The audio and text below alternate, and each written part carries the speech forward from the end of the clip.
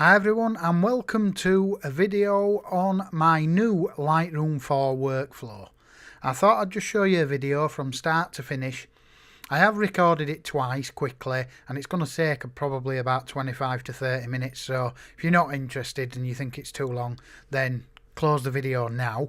But I highly recommend you do. I could do it in 2 hours, but what's the point? At the end of the day, if it were me getting a nice boatload of tips, I'd watch a video for 7 hours. It wouldn't matter to me. So anyway, without further ado, I'm just going to show you a folder of mine. But for me weddings in this year 2013, I've got them on the OZX dump in a folder called Weddings 2013. Now at the minute there's only one folder there. Now I need to make obviously more folders for the more weddings that I've got, but for now I made this folder well before I did the wedding. And inside the folder, if you look here now, but this won't make much sense to you now, this is the end result when I've finished the wedding. So in there I've got the slideshow ISO, I've got the D&Gs, not them all, just about 230 what we used in the slideshow and the album. I haven't saved them all. And I've also got what you call the weddings JPEGs fixed. Now for now that won't mean very much to you. So basically what I can do now is I can go and add another 5 or 6 folders in here, and if I wanted to I could make catalogues for each one of these weddings. So I'm just going to show you something now, and it is, sorry about, I'm just copying some files across from a shoot I've just done. So if we look here, I've got a folder called Wedding All. Now we're going to pretend that this is that Weddings 2013 folder. And this is how it started, did that Weddings 2013 folder. I did a 5D, a 60D, a 5D Mark II and a 7D. But for this video I've kept it a bit shorter. So what you do is create a folder for your weddings, Weddings 2013. Then create folders in it like, I don't know, Alyssa January 26th, Michael February 21st, Shelley, I don't know, February 18th, and so on so. So put the dates on the folders as well. I've not done that here because this is just for this tutorial. So if you look now, we've got a 5D, 60D, and we've got an Alyssa LR4, but there's nothing in it yet. That's basically where I'm going to create a catalogue. So if I open Lightroom now, I can hit File, New Catalogue, New Catalogue. This is what I recommend you do for every wedding. Browse to your folder, mine's on the desktop, sorry, and it's called Wedding All, and I'm going to put it inside, and I'm going to name it Alyssa. Right? And Lightroom will close and it will reopen. And what's just happened now is, inside there we've got the 5D RAW files, sorry, the D&G files, but there was RAW to start off with, and these are just some that I've just chucked in just for a demonstration of the video. And you'll see the 60Ds are there. And now we've got, inside that folder, we've got an Alyssa Lightroom 4 catalogue. Now, that's what you can do before you actually do your wedding, apart from you'd be missing your files in your folders for your cameras. But that's what I recommend you do. So if you've got 2 bodies now and you've got 10 weddings this year, make a 2013 weddings folder, put the name of each wedding in, and then put your camera bodies, 5D, 60D, make a catalogue, and then now I could do this again with another wedding and go and make another catalogue, so that I've got a catalogue saved for each wedding. But I'm just going to show you something. When I now import these D&G files, now usually these would be RAW files, but D&G files, the reason why I go to D&G is because D&G will, let me just go here, which way am I now? Make Wedding All. Right, so I need to click Wedding All, which will import both folders. If you don't click that, it won't import them both. Like if I go to 5D, I'll only get 5D. So make sure you've got Wedding All and include subfolders is ticked, and that'll include all the pictures. Now, I want to add them, so I don't want to move them, because that's why I always put them on the dump drive first, so that then I can just add them from where they are, so Lightroom makes a notification to where they are. So a few little notes here. some people will tell you to put your render previews on 1:1, but you don't want to do that. You want to put it on standard. We are going to render previews to 1:1 when we've decided which pictures we're going to keep and which pictures we're going to edit. But for now, we just want a quick preview. So we want Lightroom to, because usually you'd have 1,000, 2,000 pictures here. You wouldn't only have, I think there's 270 or something here. I don't quite know how many it is. Let me select them all. Does it tell us? 116. So obviously there ain't as many, but if there were 1,000, you wouldn't want to be rendering high quality previews. Basically what that does is, you know when you click your photo into the develop module and you click on it and it zooms in and then it hesitates before it gives you a preview, that's what that is. So without further ado, I've also made some metadata. You can go to that and you can click new if you want, and you can create all your data there. I've already got one, which should be this one, I think. And let me just edit, see if that one. I've already done one. So we don't need to do that. So let's just hit done. Don't save. Go back to JJB, and that'll import my metadata. So now if we hit import,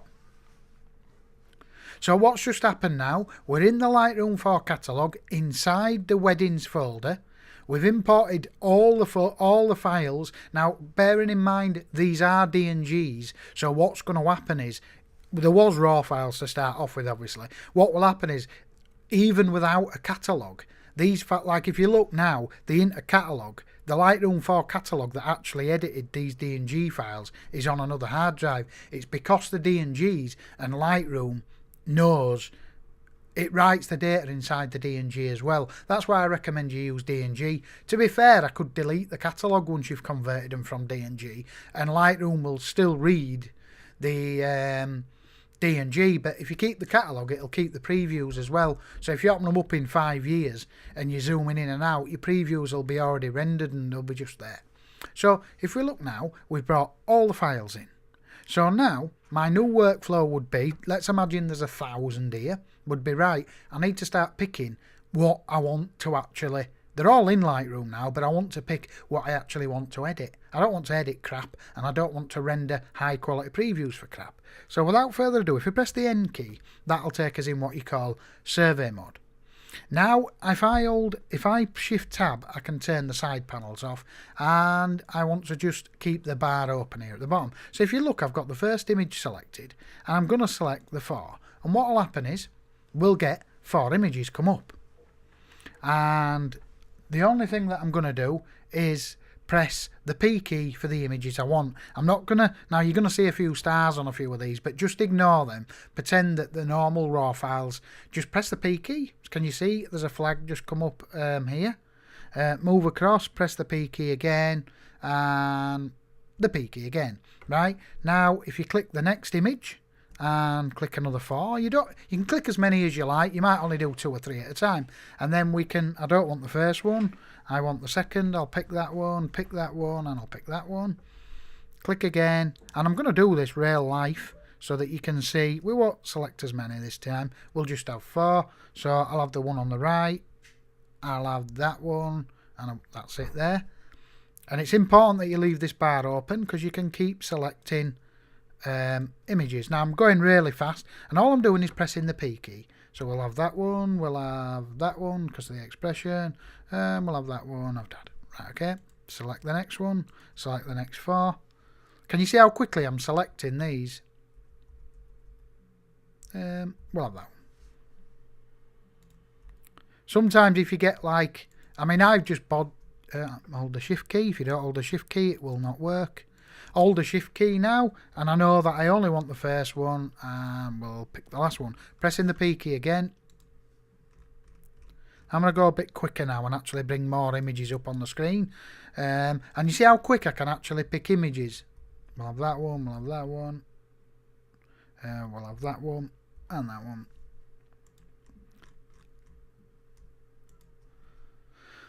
We'll pick that one, that one, that one, that one. That one because she's crying. Well, now these are just all the not very good images, but pick. All I'm doing is using my arrow keys, by the way, to select the pictures. We'll have that one. We'll have that one. And we'll have that one because it's a dad.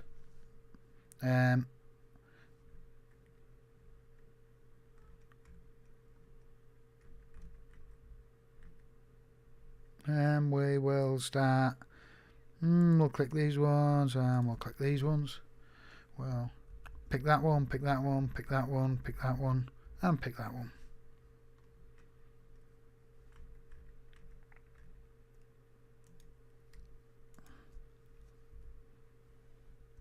Pick that one, pick that one, that'll do that.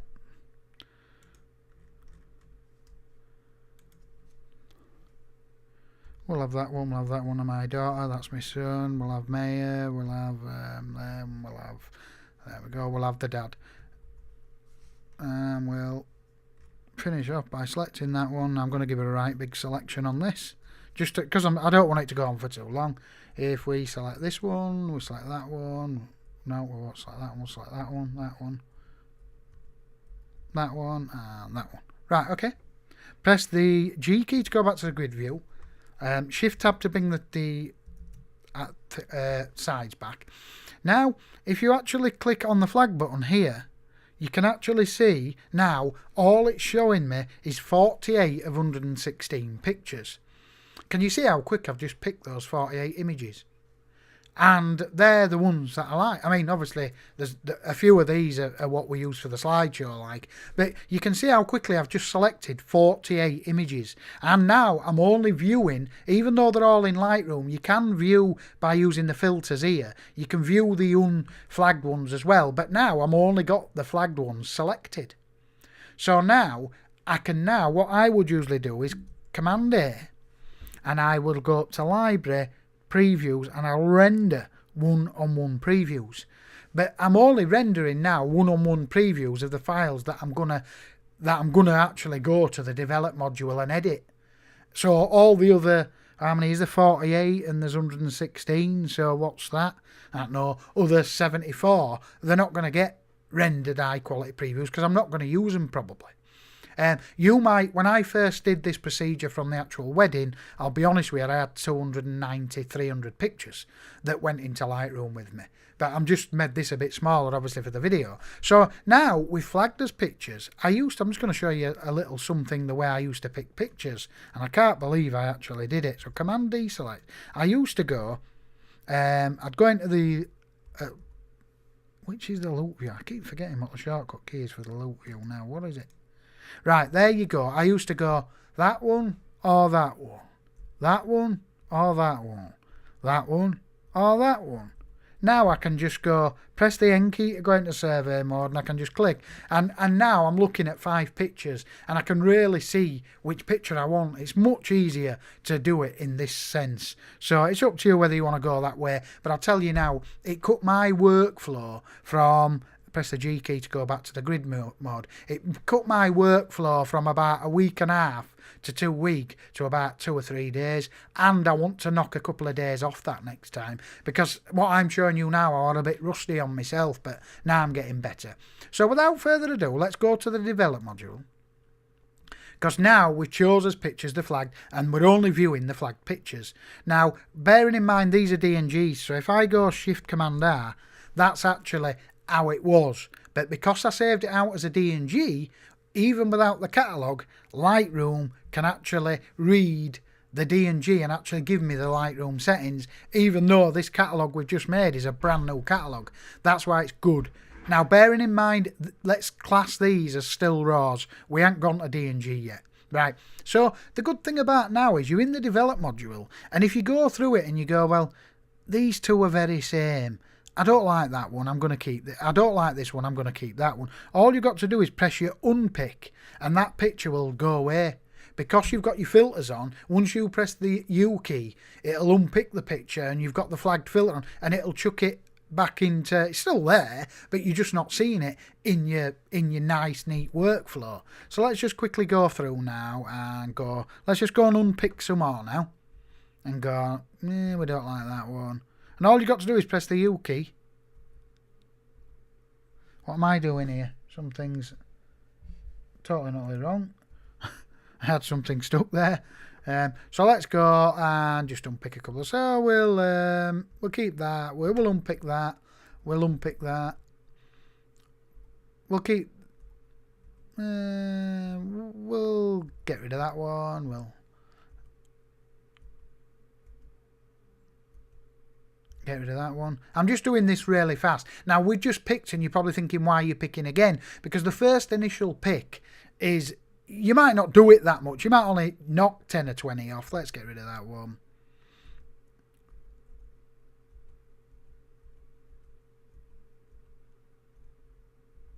I mean, this is just for the show. So we got that one, so we'll unpick that one.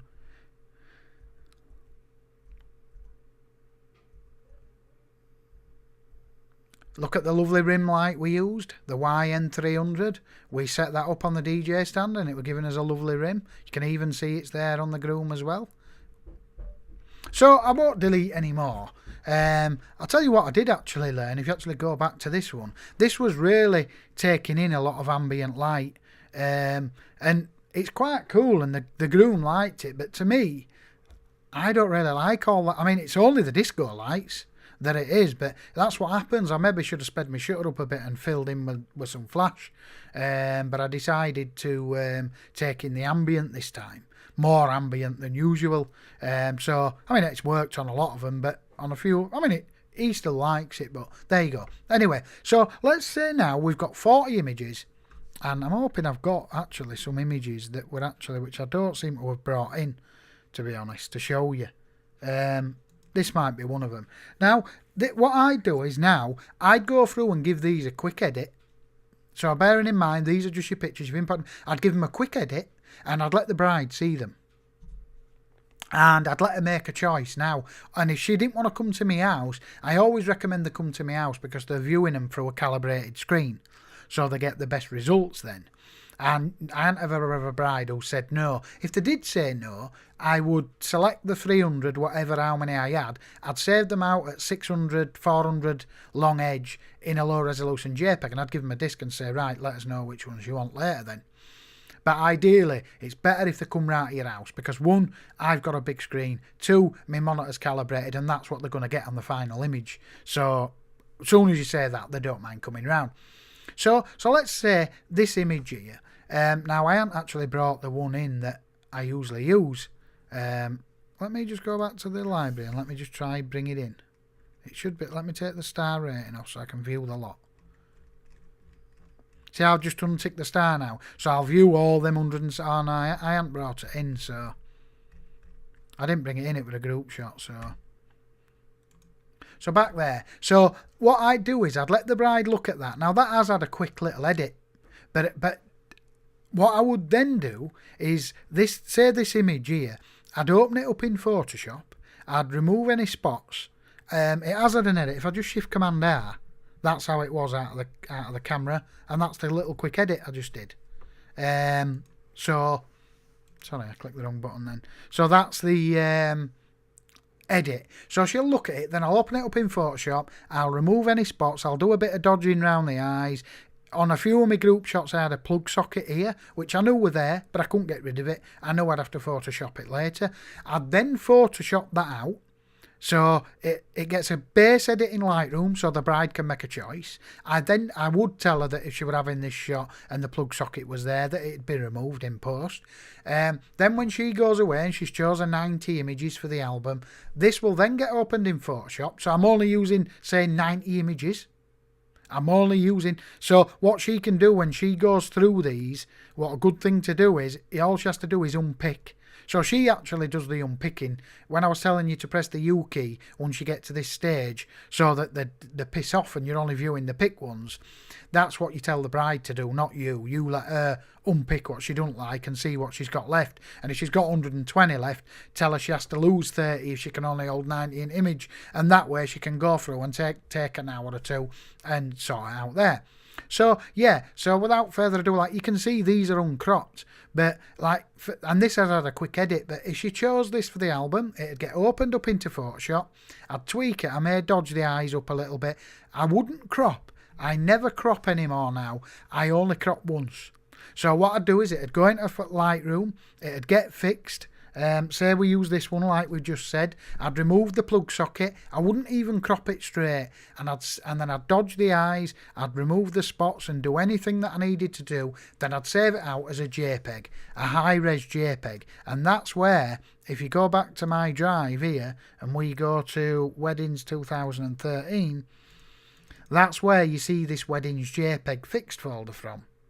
So basically, if you look at this shot here, this one here, it isn't cropped, but what I did when she chose this in black and white, there was a plug socket here. So once she chose it from the raw file, I opened it in Photoshop. She chose the black and white. It was already black and white when I showed her, because like I said, I edited the 300 quickly for her to look at. I then opened it. I did a bit of dodging on the eyes. I removed some spots, and I removed the plug socket, and then I saved it out as in this folder called Wedding JPEGs Fixed. But I never cropped it. I'll crop it for the print, and then I can open this JPEG in Photoshop, crop it 12:8, then close it, then open it back up again. So I'm never really editing the original, saving over the JPEG fixed, and then I'll open it again, and then I might crop it for the slideshow. So you're only ever cropping the image once. And in all fairness, I could get rid of them DNG files now. In all fairness, and I could just keep these, because these are all fixed. As you can see, there's no plug sockets in any of these, but they're not cropped straight yet. They're a little bit bog-eyed, like that's a bit bog-eyed. It wants cropping straight. Now, I did crop it for the album. Now, I'm just going to quickly show you a few of these shots here in the DNG, how she viewed them. So, oops. So if we go back here and let's just take a look at this one. And you can see this one, look. I don't think this is one we chose, but can you see how the plug socket's still there? Where's the black and white one? There you go. It's not. It is black and white there though in the preview, but it's not opening up correctly. It's not reading the Lightroom adjustments. But if you look, there's the plug socket, and there's an example how I work now, and it saves you hundreds and hundreds of hours by letting her just choose her own pictures from these here, and then just edit them once. It saves you hours and hours and hours, and it really works, right? So let's say, for instance, she's chose her pictures now. I've edited the JPEGs, and I've saved them in that JPEGs fixed folder. I'm now ready, and I've finished with these files. So what I recommend you do is go to your library module.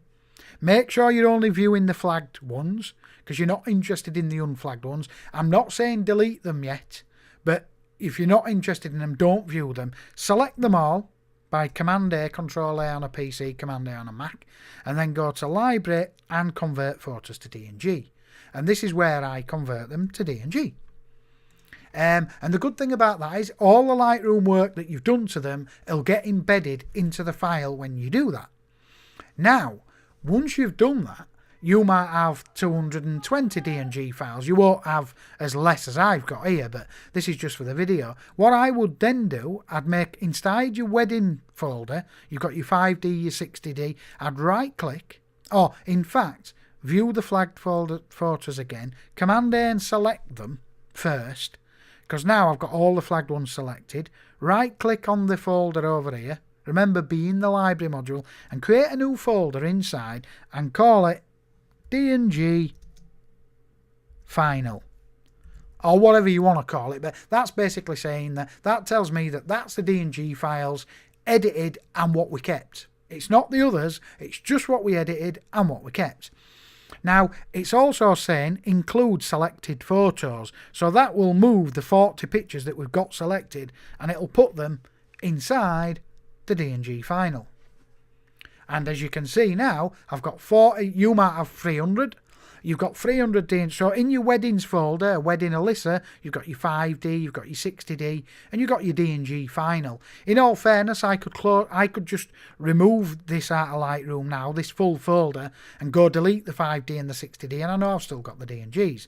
But I want to do one final thing as a safe base. With the DNG Final photos selected, right-click, and export the folder as a catalogue. Now, if you do this, what you're going to do is, let's make sure I go to the right thing, Desktop Wedding All, and we'll go DNG Final. Now, what I'm going to do is, inside the DNG Final, I'm going to say Alyssa Final. Now, what this is going to do is, this is going to export that folder as a catalogue. So now, in all fairness, I could open this back up, go to my wedding, the wedding I'm working in, right click and remove it. It's gone, right? Now, if I go back to my, let me just close this up just for a minute.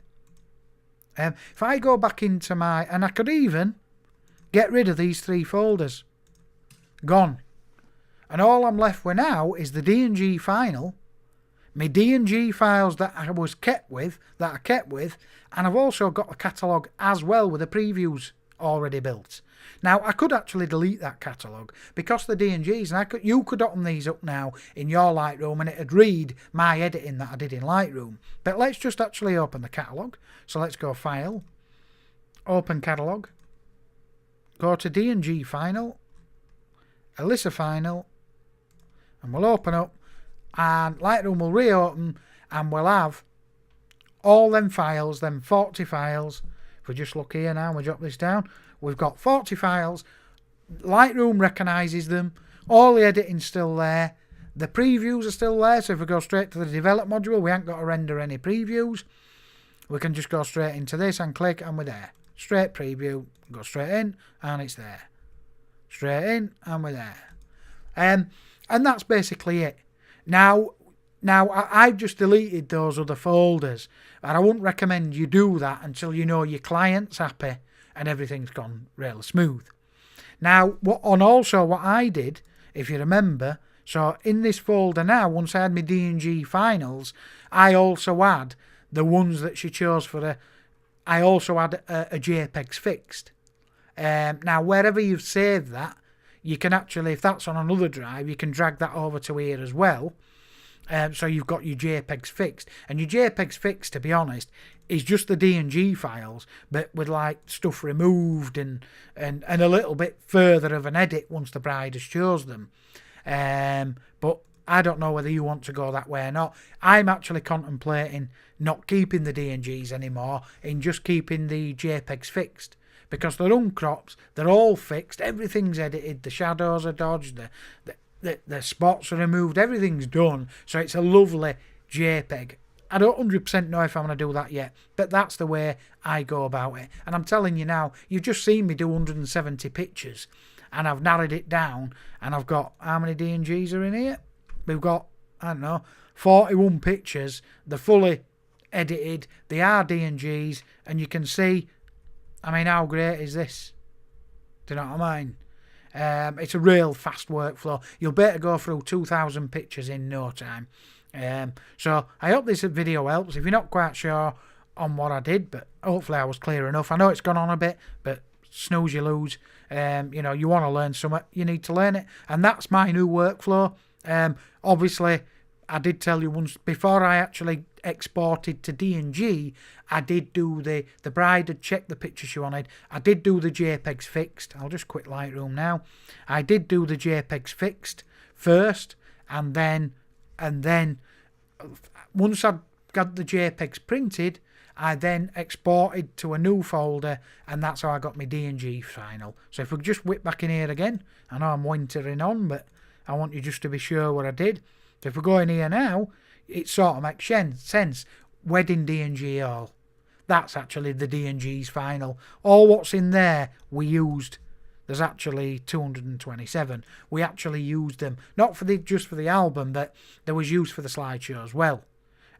So remember, when the bride's going through and she unpicks what she wants, if you get it down, say she's only getting 30 prints, bearing in mind that you might be putting 150 on a slideshow. So maybe when she unpicks one, you need to then start it or something like that, so you know where it is. So you can see that's my wedding D&Gs. That's my JPEGs fixed, what she chose. Like I say, there's no bloody socket there, look. It's not even cropped straight yet. If we just go down, here's... Oh no, sorry, the sockets are moved now, if you have a look to the D&G. And in all fairness, I could probably delete all those D&Gs and just keep these JPEGs. I've also saved... I'll show you what else I saved. I saved the zip file that I sent for print, so that in 10 years, if she rings me up, I can just resend the zip file to my company. I don't have to do any editing, and I could reprint her any one of those images, and they're already cropped. So that's what I've ended up with my slideshow.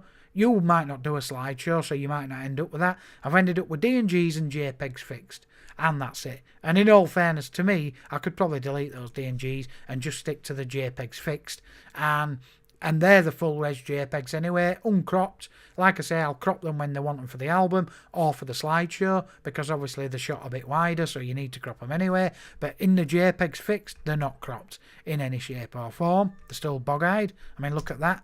Look, bog-eyed. But it is edited. It just won't crop in for print or for slideshow. Thanks for watching. Please comment and subscribe.